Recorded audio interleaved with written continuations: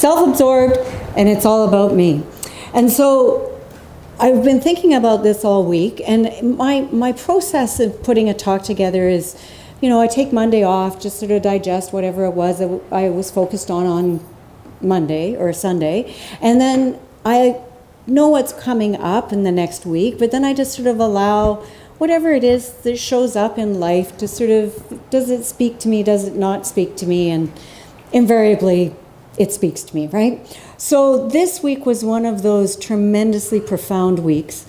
But I want to at first, before I go in too far into it, I want to sort of gauge the room. How many of you know the name Louise Hay? Pretty much everybody. Okay. So I will just give a very quick synopsis because this is very Louise Hay focused. But you're going to learn a whole bunch more about her. But in essence, she is the mother, grandmother, godmother of this teaching for anybody who's on this planet right now. There were a whole bunch of people who Corey mentioned earlier, who were he called them the modern ones, but they were actually from the 1890s. So they're modern in their thinking from then. Louise Hay is modern in the thinking for today. So as you probably know, seeing as so many of you know this, she made her transition this week. And, okay, so you didn't know. So she made her transition on Wednesday at the age of 90. And one of the things that I do in my volunteering, because we're all volunteers in some way or another, is I volunteer to write media releases for the larger organization. And so this was a big deal, and some people aren't aware how connected she is to our teaching. So the result was that I got to actually talk to some really key people over the course of the week, which was very important to me, very valuable to me, and I felt very blessed and very honored to have had that connection. And so I want you to just picture in your mind a 50-year-old person, let's put it 45, let's say 45-ish. Just get into the body and the mindset of being 45. If you're younger, try and project out if you've got a family member. And I want you to sort of embody that idea of what it is to be 45. Now I'd like you to add to that age having experienced sexual abuse when you were in elementary school. Now I'd like to add to that the experience of being impoverished, alcohol abuse, and yet being able to finish school and continue on that. Now I'm going to add in a marriage breakdown.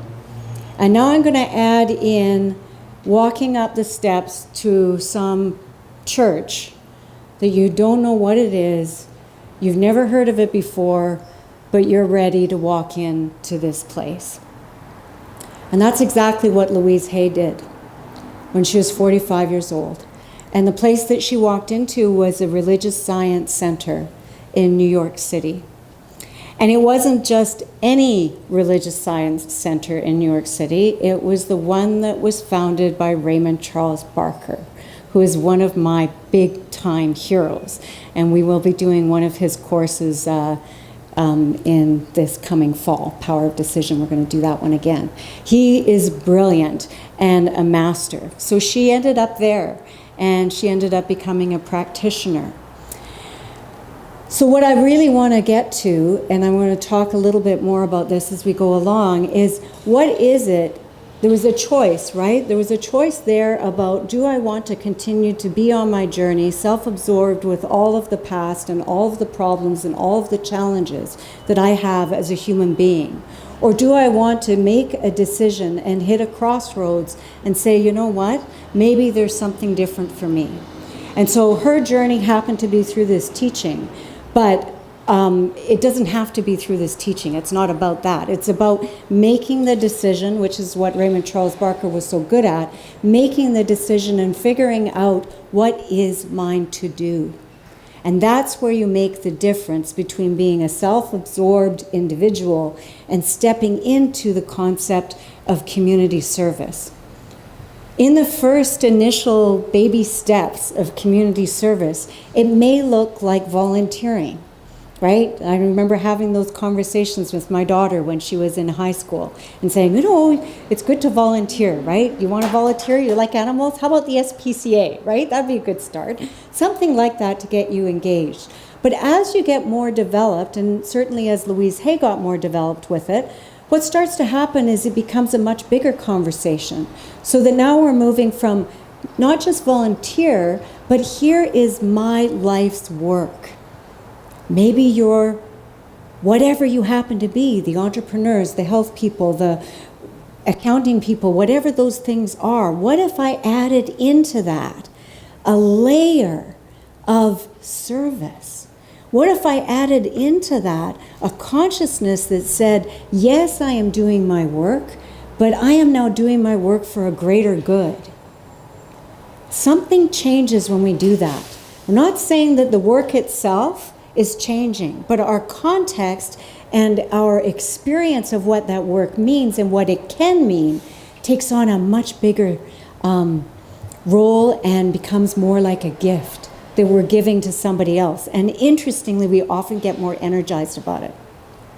So I want to go back to Louise Hay and just give you a couple of quotes, because there's also some, not quotes from Louise Hay, but also some quotes that give you some context around how this fits into a bigger idea. So there's a teacher named, he's a Vipassana teacher, S.N. Gonka. I need to practice my Hindu. But the quote is, if the intention is to play a useful role in society in order to support oneself and to help others, then the work one does is right livelihood. So now you're not just doing it for me, you're doing it for a bigger idea. I'm just not doing it for me, I'm doing it for a bigger idea. You've moved from doing work to doing right livelihood. And it's not about what the work is. You can be doing right livelihood being a waitress. We've all experienced that. The waitress that really doesn't want to be there, waiter, waitress, server, really crabby. And then there's the one who really does want to be there and is engaging with you and allowing you to have a better, richer experience. Even with your McDonald's hamburger, right?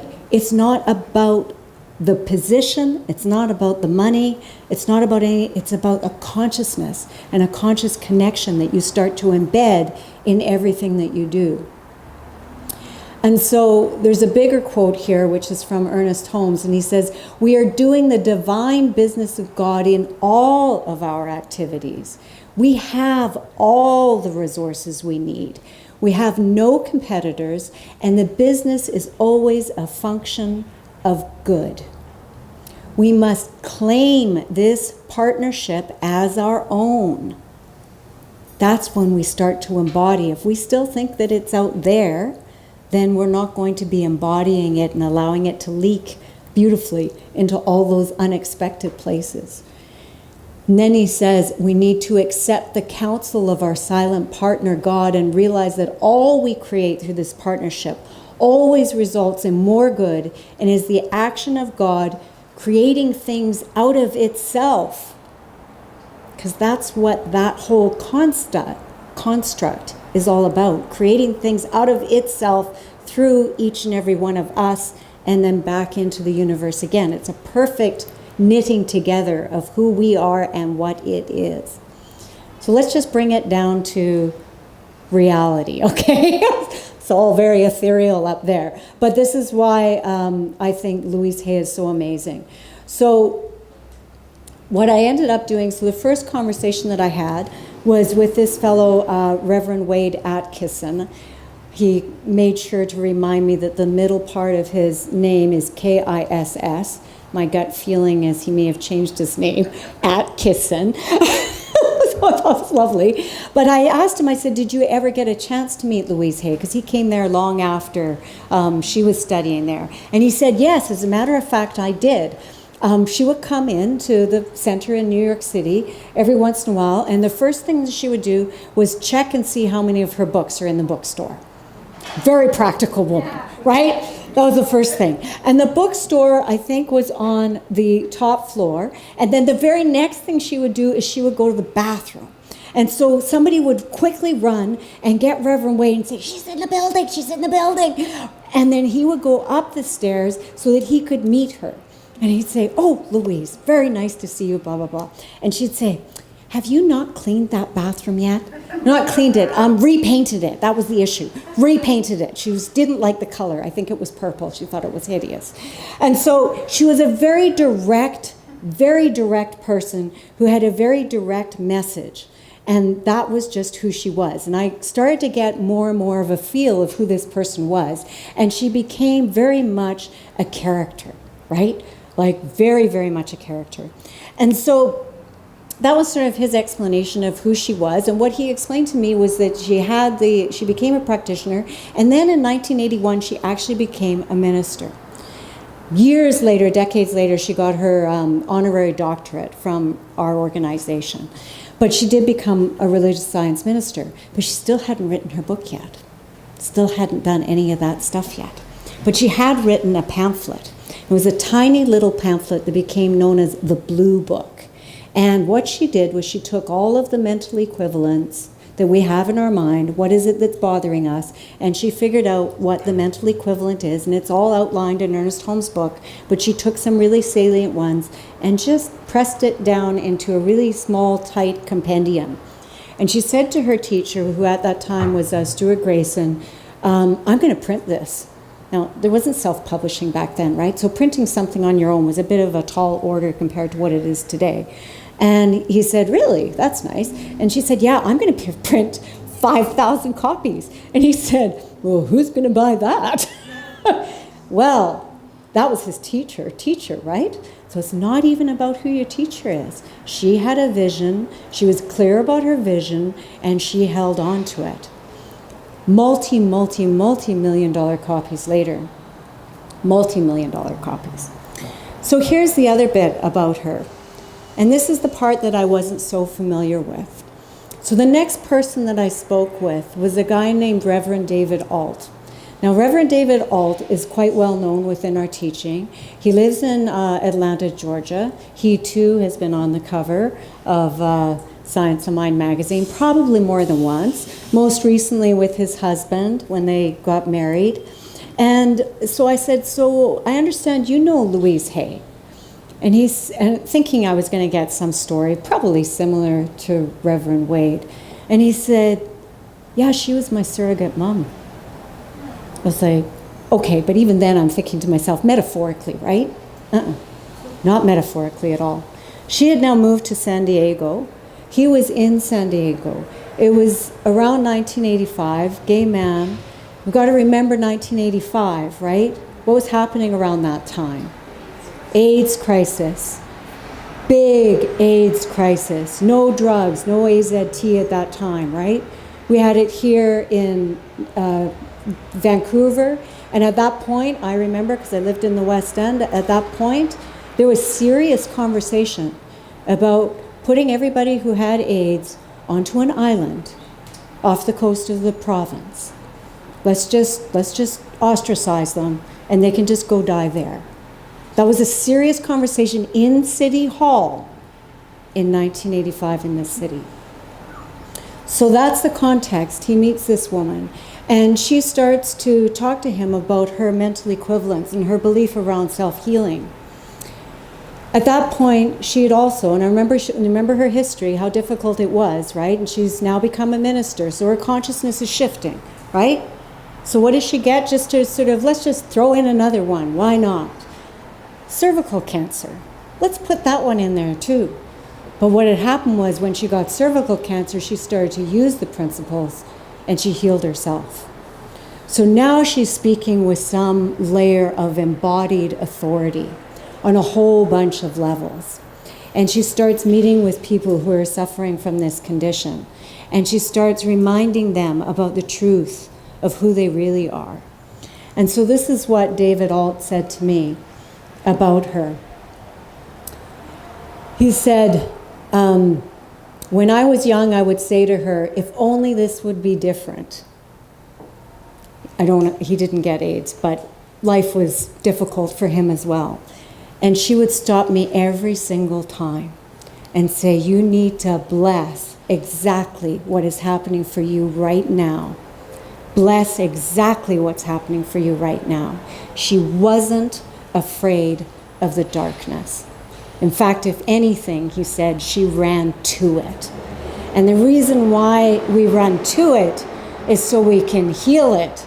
If we run away from it, we can't heal it. When we run to it, we have that opportunity to be able to transform it. And so that's what he said. You have to honor the entirety of your journey. No cherry picking, the whole ball of wax, if you want to really start to transform. So here she was, and she starts working with people who have AIDS, and she decided that she was going to do something called healing circles.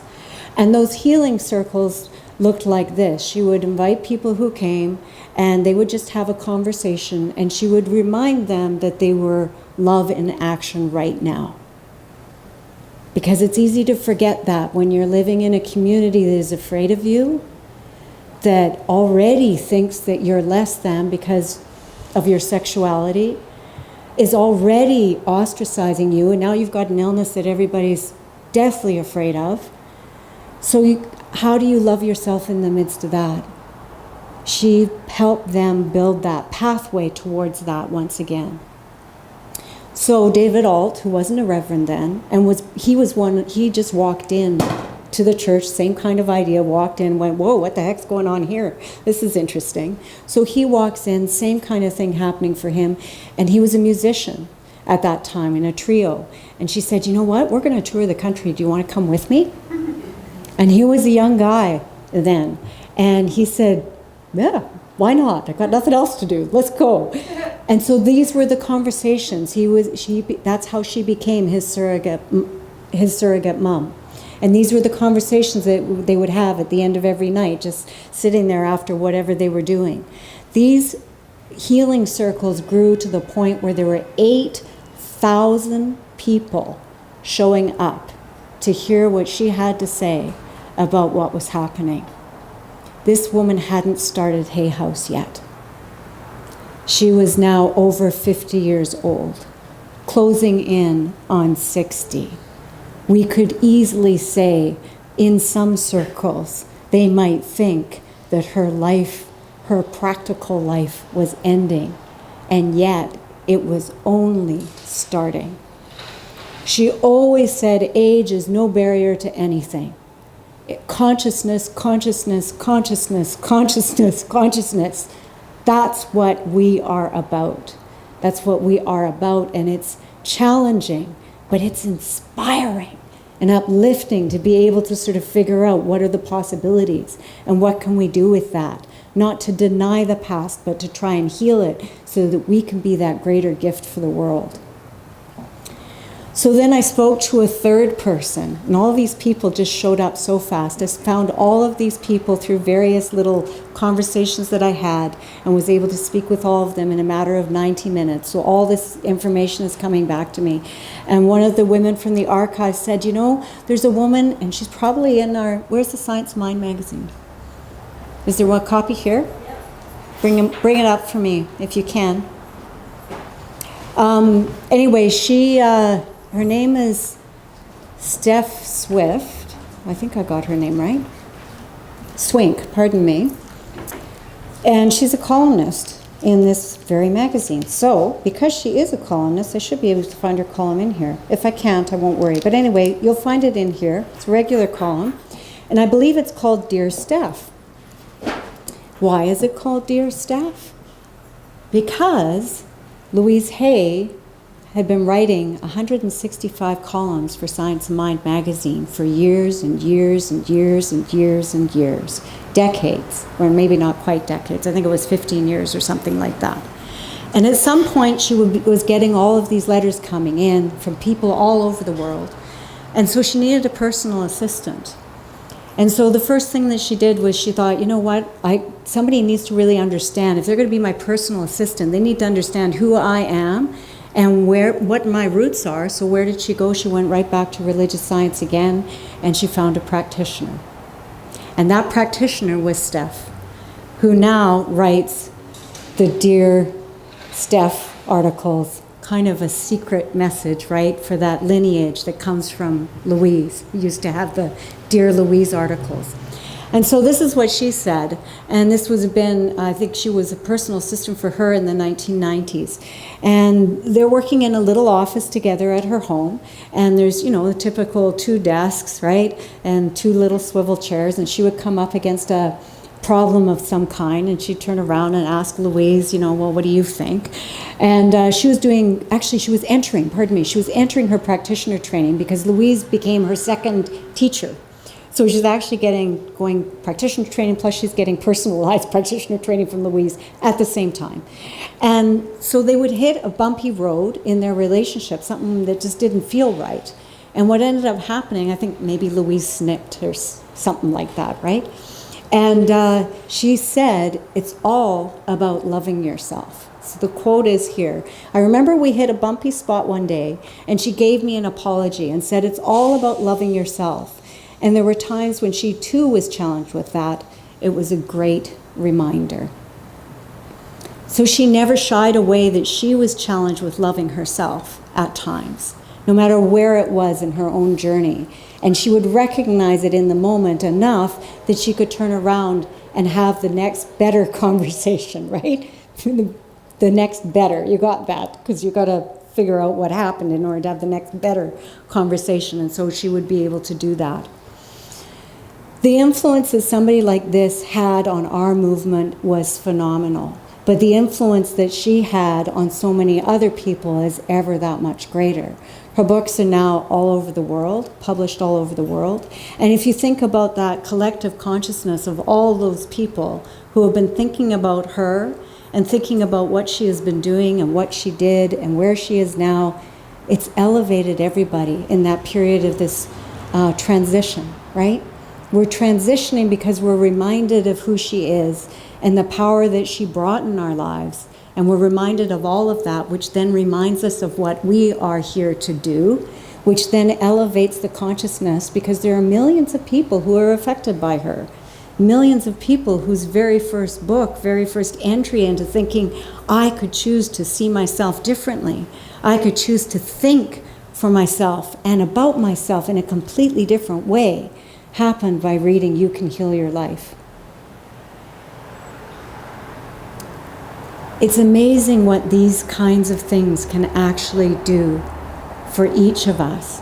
And no matter what it is that your journey may happen to be, if you hold on to the idea that you're here for a purpose that is bigger than yourself, that you're here for a purpose to sort of share and shine greater light, then you will have a greater opportunity to be able to do that. The more people that understand that, the more the world moves to that higher frequency. We're able to look at Houston and Southeast Asia and all these different places and go, okay, so what is mine to do? How can I bring this better? And it doesn't matter if it's over there, it's vital that it's right here. So you could look at Louise Hay and say she was being really selfish in those first few years because it was all about her. And you know what? It needed to be. If she had not done her personal work, would she have been able to do what she did? Quite possibly not. Maybe, but quite possibly not. The more we can do that particular work, the more we can start to feed back.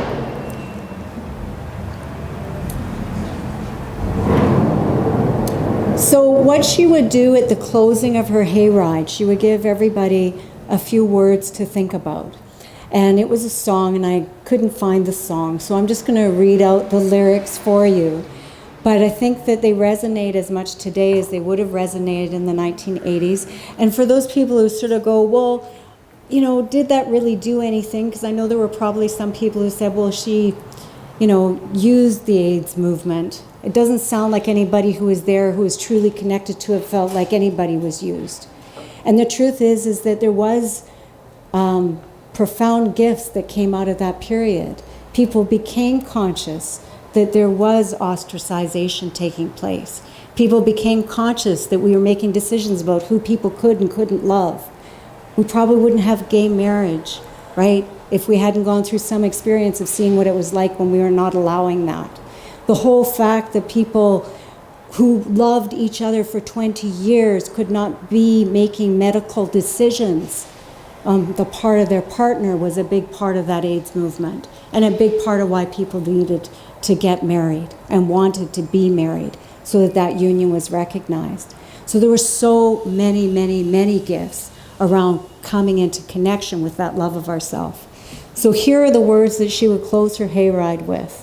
And you can repeat them with me if you choose to. I'll say them slowly. Spirit am I, free of all limits, safe and healed and whole. Somebody knows the song, I think. Spirit am I, free to give, and free to save the world. Spirit am I. And so it is. Thank you.